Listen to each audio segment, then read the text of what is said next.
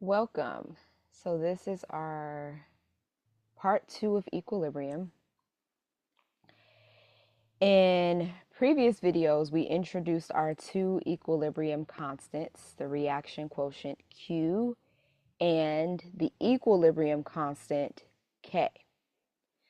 So recall that for both of these, they equal the concentration of our products over the reactants. And with Q, we can calculate this at any time for a reaction, whereas K, it only corresponds to when the reaction's at equilibrium. So we're going to talk more about comparing Q and K for this entire section, which can give us information into predicting the reaction direction. So, and what I mean by predicting the reaction direction, predicting the direction a reaction will shift in order to achieve equilibrium. So let's look at an example.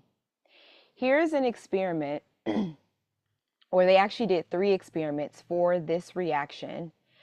They calculated the equilibrium constant K to be equal to 0.64, and what is shown here is the initial concentrations for each of the reactants and products over the course of the 3 experiments. So we want to compare Q and K for each experiment. We already have K, so we're basically going to calculate Q based on each of these experimental conditions and then see how that value compares to K. So let's look at experiment 1. Experiment 1. So our reaction quotient Q is equal to the concentration of our products, which is carbon dioxide and hydrogen gas, over the concentration of carbon monoxide and water. So we just plug in these values for our products and reactants under experiment 1. And when we calculate Q, it is 0.040. Now comparing that to our equilibrium constant K value, which is 0.64, we see that Q is less. Q is less.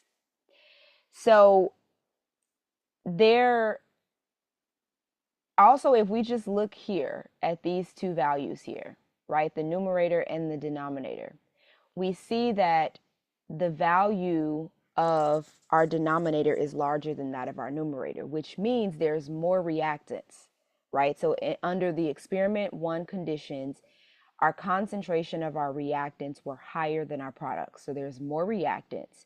So the reaction is going to shift to the right, to product formation, in order to achieve equilibrium.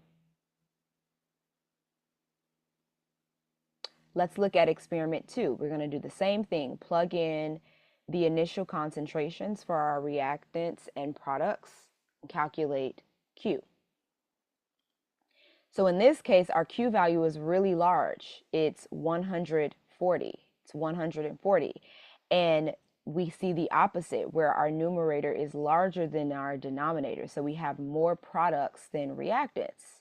So our reaction is going to shift to the left to establish equilibrium. So with a value of Q larger than our equilibrium constant K, that means that there's more products, so the reaction shifts to the left to establish equilibrium.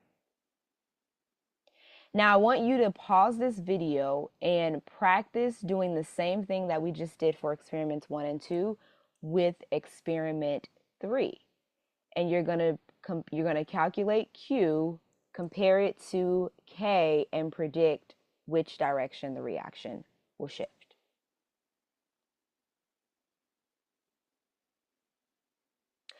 So let's summarize what we just learned from that experiment, right? So based on the law of mass action, which we learned in a previous video, Q is equal to K when the reaction is at equilibrium by definition, right?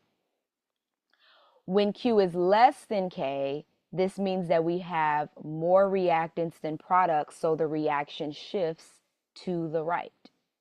When Q is greater than K, this means we have more products than reactants, so the reaction shifts to the left to achieve equilibrium. So the main takeaway here is that we can compare our reaction quotient Q and K to predict the direction or the flow of a reaction in order to achieve equilibrium.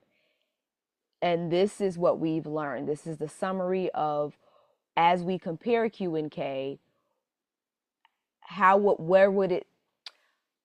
as we compare Q and K, these are the directions that it will shift, right? These are the directions that it will shift based on the comparison between Q and K.